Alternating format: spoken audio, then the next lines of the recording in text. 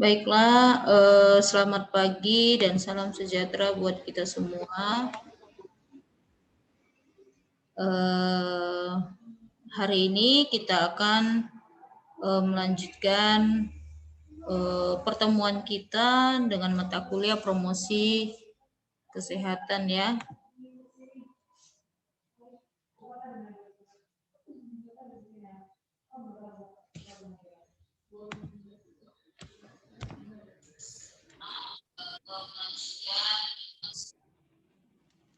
Kita akan membahas tentang perencanaan dalam program promosi kesehatan. Tentu kemarin kita sudah mempelajari tentang langkah-langkah yang harus kita lakukan pada saat kita akan melakukan promosi kesehatan ataupun dengan penyuluhan ya. Kemarin ada kita dengan teknik atau dengan cara kita belajar dengan dengan metode, kemudian ada alat bantunya itu dengan media, kemudian yang hari ini adalah rencana yang kita lakukan dalam promosi kesehatan. Tentunya bila menggunakan metode dan media, kita harus merencanakan apa yang harus kita sampaikan kepada kelompok-kelompok tertentu atau kepada orang-orang atau kepada sasaran yang akan kita lakukan promosi kesehatan. Nah, sebagai perencanaannya tentu kita harus bisa mempersiapkan ya, mempersiapkan. Jaringan kurang bagus, tapi ini tidak menyurutkan kita dalam kuliah hari ini ya.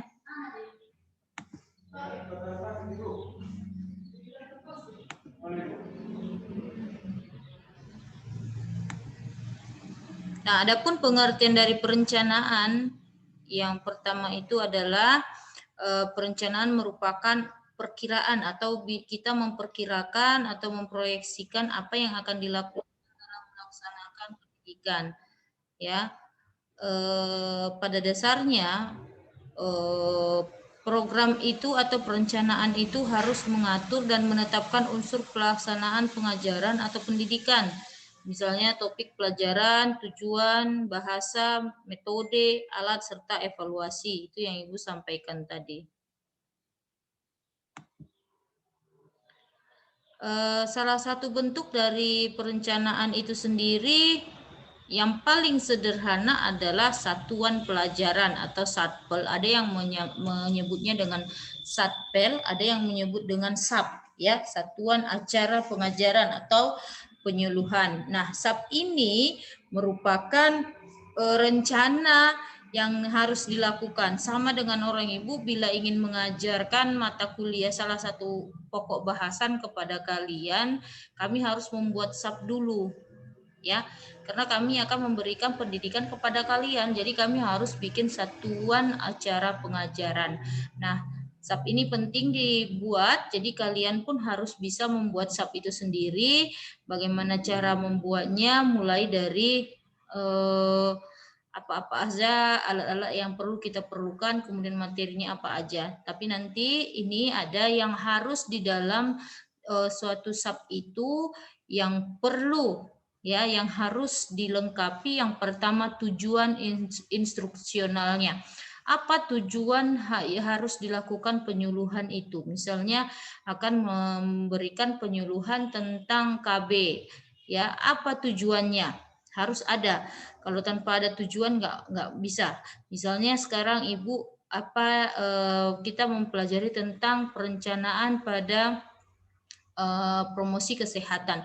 Nah, tujuannya untuk hari ini Ibu harus bisa menyampaikan ke kalian bahwa mahasiswa itu harus sebelum melakukan program promosi kesehatan harus mampu membuat SAP. Itu tujuan saya.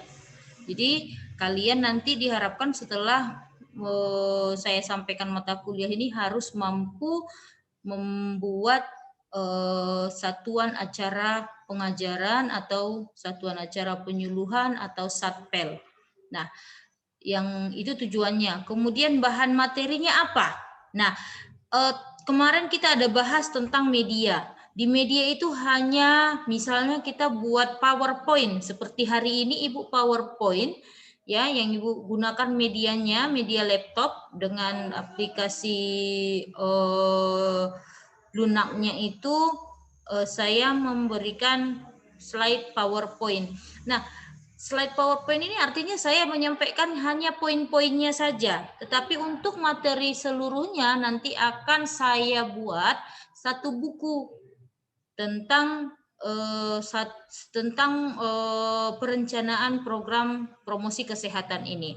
Jadi nanti ada yang akan Ibu berikan, ada Ibu buat materinya apa saja. Nah, yang saya sampaikan ini, tapi dengan penjabaran masing-masing. Kemudian topiknya apa? Nah, untuk KB banyak jenis-jenis KB. Apa yang mau dibahas dengan KB itu? Bukan berarti topiknya itu adalah KB. Belum itu belum tentu topik karena di KB itu banyak. Misalnya cara pemberian, ya.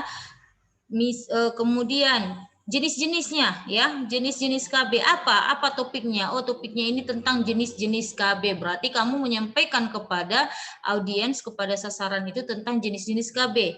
Nah, kalau misalnya kalian ingin memberikan pengetahuan kepada sasaran itu berupa tata cara penggunaan KB. Berarti kalian harus sampaikan dulu jenis KB dan tata caranya, ya. Kemudian bila misalnya kalian keunggulan atau kelemahan dari KB yang mau kalian buat topiknya, berarti kalian harus bahas dulu jenis KB, baru kalian bahas tentang apa keunggulan-keunggulannya, apa kelemahan-kelemahan pada masing-masing KB itu. Nah, seperti itu ya. Itu adalah topik. Jadi kalau misalnya judulnya KB, belum tentu topiknya itu tentang KB karena di dalam KB itu banyak. Atau misalnya penyakit demam berdarah ya, DBD itu masalahnya itu yang harus disampaikan. Tetapi topiknya apa? DBD itu atau pencegahan DBD atau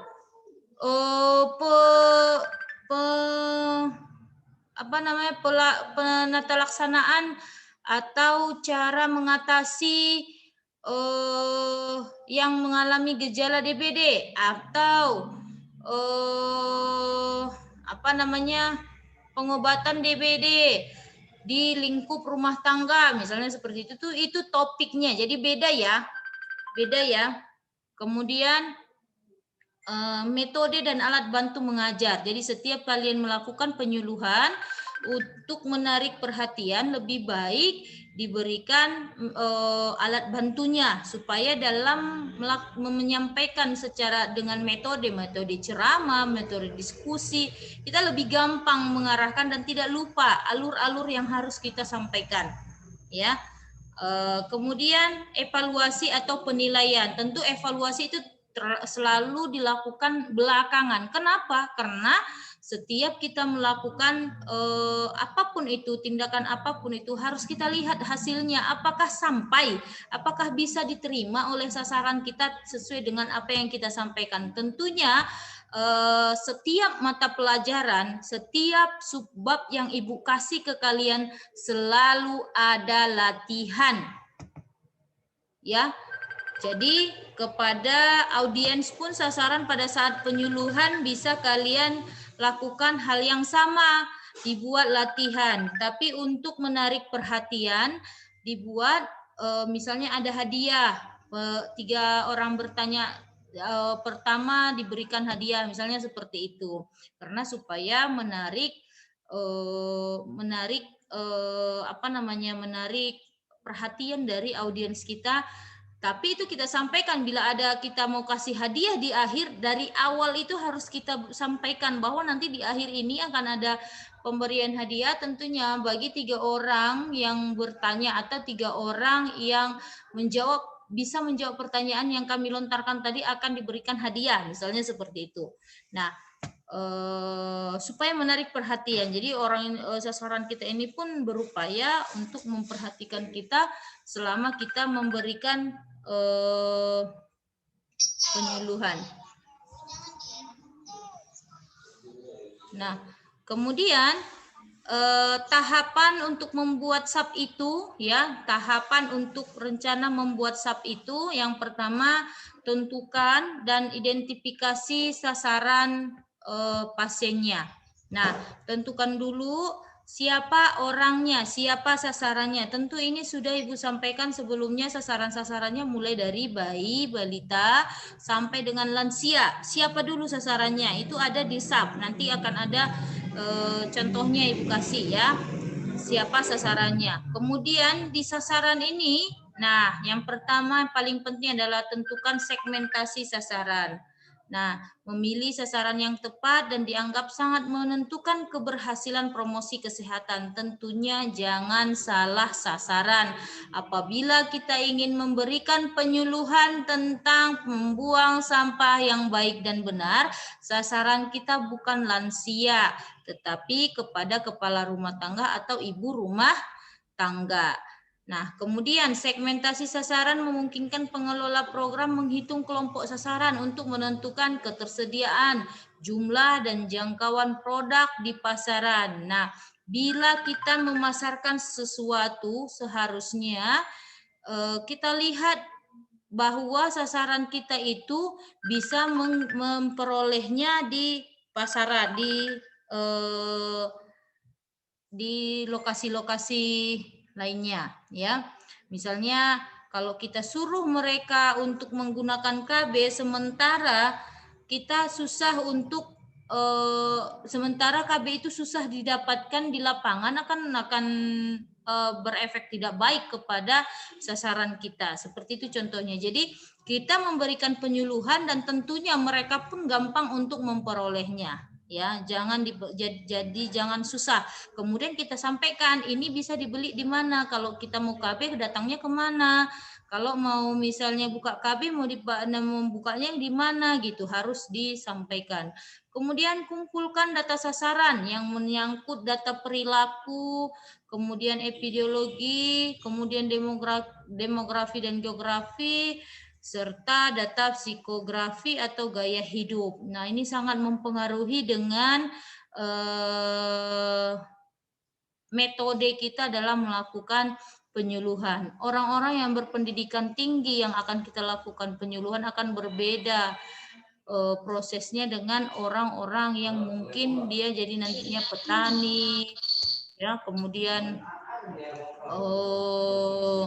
berkebun, kemudian beda dengan orang yang PNS, beda yang wira swasta, dan yang paling tepat beda kita menyampaikan promosi itu kepada anak-anak, anak SD, anak SMP, anak SMA, dan yang usia dewasa, beda cara penyampaiannya. Nah, itu dia contohnya ya. Kemudian yang kedua menyusun jadwal. Kalau tadi kita harus mengidentifikasi sasaran, kita sekarang akan menyusun jadwalnya. Kapan akan dilakukan pelaksanaan promosi kesehatannya? Dibuat dengan kapan dan jam berapa? Ya, kapannya itu hari apa, tanggal berapa, dan jam berapa?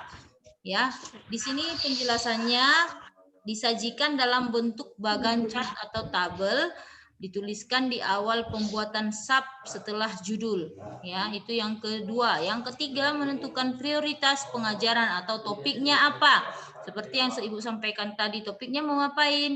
Kita mau bahas KB, tetapi apanya di KB itu? Tentu kalau dalam waktu 45 menit kita nggak bisa menyampaikan seluruh penyuluhan penjelasan tentang KB. Ambil topiknya yang mana, cara pemberian atau keunggulan dan kelemahannya seperti itu.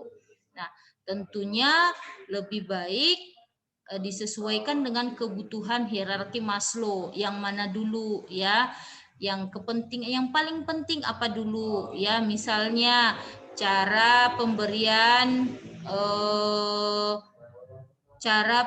KB ya, atau apa sih KB itu yang pertama ya, apa sih KB itu, kenapa harus KB ya, apa manfaatnya, tujuannya untuk apa. Nah, itu kemudian menetapkan tujuan pembelajaran, yang misalnya tujuan itu supaya bisa mengarahkan sasaran itu harusnya mendapatkan apa mereka. Nah, pada dasarnya tujuan utama promosi kesehatan ada 3 hal yang harus diperhatikan atau harus yang dicapai. Yang pertama, peningkatan pengetahuan atau sikap masyarakat. Tentunya yang sebelum tahu menjadi tahu. Yang sudah tahu semakin mantap pengetahuannya. Kemudian peningkatan perilaku masyarakat. Nah, bedakan sikap, bedakan perilaku. Sikap itu dia terima nggak dengan apa yang kita sampaikan. Itu sikap. Kemudian perilaku dilakukannya nggak setelah kita lakukan penyuluhan, ya. Kemudian harapannya bila dia sudah bersikap baik, kemudian berperilaku baik, tentunya status kesehatan pun akan meningkat. Itu harapannya. Nah, tujuan Promkes itu ada 3 tingkatan menurut si Green. Yang pertama, tujuan program yaitu apa yang harus dicapai dalam periode waktu tertentu harus berhubungan dengan status kesehatannya. Tentunya dengan cara kita mendata kemarin ya, kita mengumpulkan data terlebih dahulu, kita lihat apa masalahnya, berarti berdasarkan masalah itu kita menentukan topik dari atau penentuan tujuan dari apa yang harus kita lakukan. Ada promosi kesehatan. Kemudian tujuan pendidikannya supaya sasaran kita itu bisa berperilaku sesuai dengan apa yang kita harapkan agar dapat mengatasi masalah kesehatan yang ada, ya. Sebelum dia datang ke pelayanan kesehatan, dia sudah bisa untuk menanggulangi masalahnya. Kemudian tujuan perilakunya supaya sasaran kita itu berperilaku yang baik. Tentunya harapan kita bila seseorang itu sudah berpengetahuan baik dan bersikap baik, tentu dia akan berperilaku yang baik. Nah, kemudian tujuan instruksionalnya ada tujuan kognitif ya, atau pengetahuan berdasarkan kognitif atau berdasarkan pengetahuan. Yang pertama, supaya dia bisa ingat dan paham ya. Setelah dia paham, dia akan mengaplikasinya setiap hari. Kemudian pada saat mengaplikasi dia tahu, oh ternyata ini gunanya, ini manfaatnya. Kemudian bisa disintesisnya, bisa diberikannya penyuluhan kepada orang lain lagi. Itu untuk tujuan kognitif. Artinya bila seseorang itu sudah ingat, kemudian dia paham dan sudah menerapkannya di kehidupan sehari-hari, dia akan lebih mudah untuk menyampaikannya ke orang lain lagi. Kemudian tujuan afektif atau sikapnya, yang pertama dia menerima atau setuju dengan apa yang kita sampaikan, ya. Dia menerima, kemudian dia ada respon. Artinya pada saat kita penyuluhan, dia ada bertanya, itu merupakan suatu respon, bukan berarti pertanyaannya yang dibuat-buat, ya. Kemudian penghargaan, dia diam dan mendengarkan kita tanpa ketawa-ketawa seperti kalian Ibu menjelaskan ada yang ketawa, artinya kalian tidak bersikap baik ya, karena kalau kalian mendengarkan saya walaupun masuk kanan keluar kiri, artinya itu kalian menghargai saya. Tapi kalau kalian ketawa-ketawa di situ, kalian pun tidak menghargai saya, ya. Kemudian pengorganisasian. Nah, bagaimana sasaran itu mampu bersikap baik pada saat dilakukan promosi kesehatannya. Apakah dia bisa menanggapi apa yang disampaikan teman di sekitarnya atau yang seperti apa. Kemudian ada ciri-ciri tertentu ya yang kita lihat, tentu dengan karakterisasi dari sikap seseorang, apakah dia menerima atau tidak pada promosi yang telah kita lakukan. Kemudian tujuan psikomotor atau keterampilan, ya, ada persepsi, bagaimana persepsi masyarakat itu, kemudian kesiapan mereka untuk dilakukan promosi kesehatan. Tentunya harus kita pikirkan kalau misalnya kita memberikan penyuluhan kepada ibu-ibu yang mempunyai anak, kita harus paten, harus memang paham dengan waktunya si ibu-ibu ini. Selain dari mengurus anak, kalaupun semua kerjaannya sudah selesai, pada saat kita melakukan penyuluhan pasti ada yang nangis, yang ini, yang seperti apa, itu harus bisa kita mempersiapkannya. Kemudian respon terbimbing, mekanisme respon yang kompleks, kemudian adaptasi dan originasi atau ilmu yang kita dapatkan itu memang benar-benar ilmu yang sesuai dengan apa yang telah ditentukan, itu tentu yang harus kita sampaikan ke mereka, dan jangan sampai apa yang mereka lakukan atau apa yang mereka lakukan sesuai dengan keterampilan yang sudah kita berikan itu salah, ya. Misalnya mencuci tangan, kita berikan penyuluhan yang salah, tentunya mereka akan melakukan tindakan yang salah itu seterusnya, ya. Jadi itu sangat dijaga. Yang kemudian ada dua jenis tujuan instruksional. Yang pertama tujuan umum, kemudian ada tujuan khusus. Tujuan umum secara umumnya, kemudian tujuan khusus yang kita khususkan, ya, diharapkan apa yang harus kita lakukan dalam pertemuan itu, ya. Kalau tujuan umum ya mungkin supaya memperoleh pengetahuan, mampu atau ingat, atau apa ya, sasaran mampu melakukan tindakan mencuci tangan, atau sasaran ikut menjadi sektor KB misalnya. Nah, tujuan khususnya apa?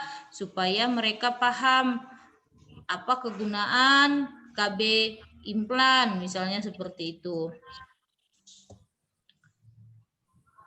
Kemudian tentukan substansi atau isi materinya. Nah, untuk materinya bila perlu dia menggunakan gambar karena supaya menarik perhatian, kemudian bahasanya pun yang mereka paham sesuai dengan sasaran kita, ya. Jadi bahasanya pun disesuaikan. Kemudian yang F, memilih strategi atau metode belajar atau cara belajar sesuai dengan tujuan perubahan yang kita harapkan. Yang pertama itu untuk merubah pengetahuannya, ya. Mungkin dengan yang tidak tahu menjadi tahu, ya. Jadi untuk merubah pengetahuan yang kita lakukan apa? Penyuluhan langsung, ya. Atau pemasangan poster, spanduk, penyebaran leaflet dan lain-lain itu dengan menggunakan media. Makanya Ibu bilang tadi, kalau kita melakukan penyuluhan kesehatan, baiknya dibarengi dengan media, supaya mempermudah kita dalam menyampaikan penyuluhannya. Yang kedua, untuk merubah sikap, ya, memberikan contoh konkret yang dapat mengganggu emosi, perasaan, dan sikap sasaran, misalnya dengan memperlihatkan slide atau melalui pemutaran film atau video. Nah, ini untuk sikap, ya. Apa yang harus kita lakukan. Kemudian untuk perubahan kemampuan. Kalau untuk merubah kemampuan, sasaran harus diberi kesempatan untuk mencoba. Misalnya tadi mencuci tangan. Pandai nggak dia? Berikan dia kesempatan untuk mencontohkan. Apakah dia bisa melakukan tindakan yang kita contohkan. Kemudian pertimbangkan sumber dana dan sumber daya. Kadang-kadang kita ada penyuluhan tentang MCK, mandi cuci kakus, ya. Kita bikin MCK yang baik atau kamar mandi yang baik itu harus seperti ini. Tapi kenyataannya kalau masyarakatnya tidak mampu untuk membangun MCK seperti yang kita sampaikan, percuma aja kita sampaikan itu, gitu kan. Tentunya mereka pun udah berkendala di dana, orang uangnya memang nggak ada gitu. Jadi kita sesuaikan dengan keadaan mereka. Kemudian memilih alat bantu atau media promkes. Nah, untuk pendidikan atau pengetahuan biasanya paling mudah dengan menggunakan media.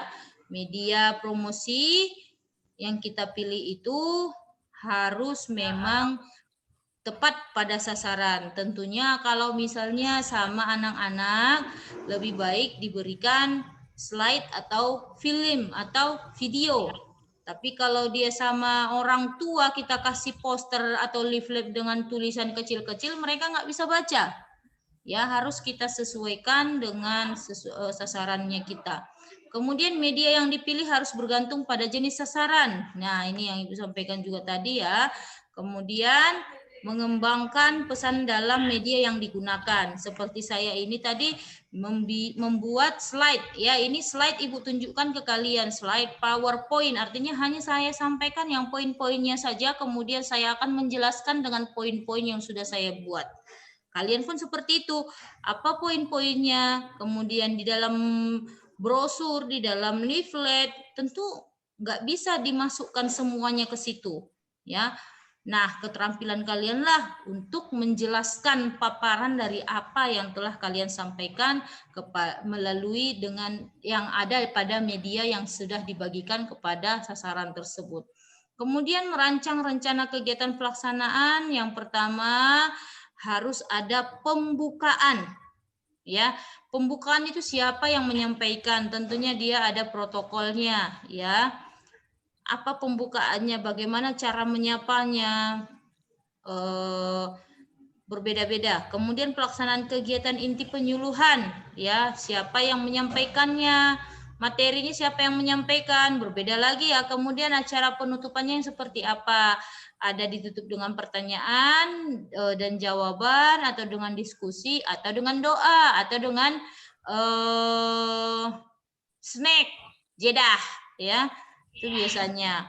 Nah, harus ada poin-poin yang harus dipikirkan, yang harus direncanakan. Kemudian setelah diberikan penyuluhan pada kegiatan pelaksanaannya, nah harus ada evaluasi. Nah, evaluasi ini dijabarkan tentang evaluasinya yang seperti apa. Misalnya kalau tadi kita melakukan penyuluhan tentang mencuci tangan, kita memberikan kesempatan kepada sasaran untuk memberikan contoh apakah dia sudah mampu melakukan tindakan mencuci tangan dengan baik dan benar. Setelah dia mampu, tentunya itu harus diaplikasikannya setiap hari.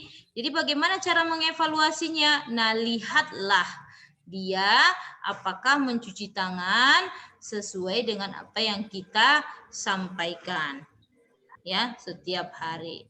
Nah, atau bisa ditanyakan lagi kembali, kalau misalnya kita nggak bisa yang kualitatif, kuantitatif juga bisa, ya, dengan menggunakan kuesioner. Kalau kualitatif dia kita melihat dia melakukannya, tentu agak sulit kita lakukan karena kita nggak tahu dia itu kapan aja mau mencuci tangan, gitu kan. Kalau kuantitatif kita misalnya tanyakan sama dia, ada pertanyaannya, kita tanya, apakah ibu mencuci tangan dengan 5 langkah setiap hari? Kalau katanya ya, oh iya, tapi belum tentu itu dilakukan. Tentu hasilnya lebih real atau lebih akurat dengan kita menggunakan kualitatif, tapi agak sulit dalam melakukannya. Ada yang mau ditanyakan sampai situ?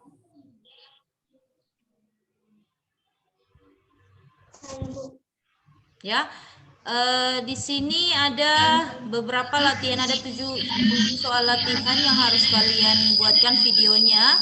Tentunya ada beberapa video yang sudah saya dapatkan dari salah satu dari kalian untuk tugas. Alhamdulillah setelah walaupun ada sebenarnya perbaikan sedikit aja ya, tapi nggak begitu Ibu komentari karena memang saya rasa itu sudah jauh lebih baik daripada orang yang tidak mengerjakan, ya. Jangan lupa kirim linknya sama Ibu biar saya bisa tonton, saya bisa lihat hasilnya yang seperti apa. Oke? Nah, ini ada tugas satu lagi, ini tugas tertulis. Kalian buat satu tugas membuat sub, ya. Sasarannya itu ibu hamil. Sasarannya ibu hamil Untuk topiknya terserah apa aja. Tentu untuk promosi pada ibu hamil banyak yang harus kita sampaikan. Ya, tapi jangan sama topiknya. Kalian kan ada berapa orang? 6 ya? Berapa orang kalian yang hadir ini? Hah? 7. 7. Nah, pokoknya jangan sama ya. Yang penting jangan sama topiknya, tetapi sasarannya ibu hamil. Tentu banyak yang akan dibahas kepada ibu hamil. Ya. Bolehkah KB Bu pada ibu hamil? Boleh-boleh saja. Karena dia biar bisa merencanakan apa yang harus dia gunakan KB setelah dia melahirkan. Jangan dia di situ mau menggunakan, di situ dikasih penyuluhan, agak bingung dia. Ya. Jadi dia mau memikirkan kesehatannya lagi, yang lain-lain sebagainya. Tentunya pada saat hamil sudah bisa kita memberikan penyuluhan tentang KB. Tetapi apanya mungkin strategi memilih KB, misalnya seperti itu, ya. Paham? Kemudian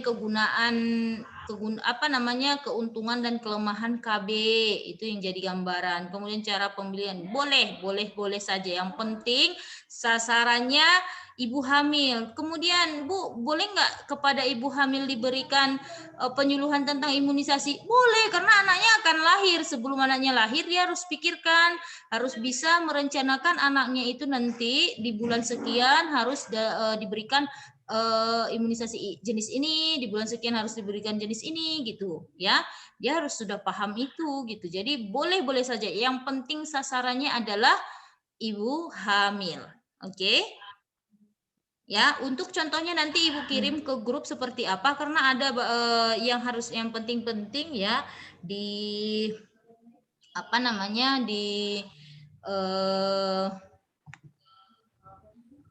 poin-poinnya itu. Nah, nanti Ibu akan kirimkan contoh dari salah satu SAP. Karena SAP ini termasuk dari kegiatan praktikumnya kita, ya, praktikum untuk pembuatan SAP. Mungkin bisa ya kalian lihat di layar monitor kalian ya. Ya kan? Dilihat nggak? Ya. Nah, ini harus ada juga, tapi ini sudah Ibu jelaskan dengan yang tadi. Jadi, kenapa ada 2 tugas di sini? Karena ini merupakan bagian dari praktikum. Ya, akan kita buat nanti untuk nilai praktikumnya. Nah, tentunya kalian harus sudah punya SAP itu baru bisa Ibu nilai. Jadi nanti Ibu kirimkan contoh SAP-nya. Mungkin di sini banyak nih, kita lihat ya di Google. Google banyak SAP. Tapi lihat ya, kalau kalian mengambil dari yang Google itu, kalian harus lihat dulu SAP yang sesuai dengan yang Ibu sampaikan tadi. Harus ada jadwalnya, harus ada sasarannya, yang seperti itu. Banyak SAP, tetapi tidak lengkap. Coba kalian lihat SAP yang kalian ambil contohnya itu harus ada sesuai dengan poin-poin yang telah Ibu sampaikan tadi. Harus ada ini tujuan umumnya, harus ada tujuan khususnya, seperti itu ya.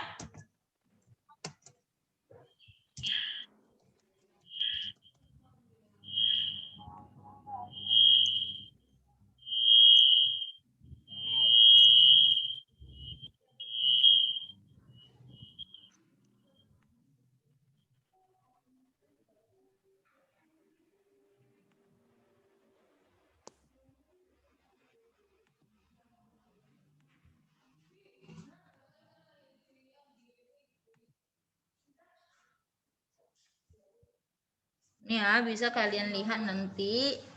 Boleh kalian ambil dari yang lain. Tentunya ada materinya juga ya. Ada SAP itu lengkap nanti tuh. Lengkap jadwalnya, lengkap topiknya, tetapi materinya tidak sesuai. Nah, itu juga harus kalian lihat ya. Jadi perhatikan, harus sesuai. Tapi ingat, sasarannya adalah ibu hamil.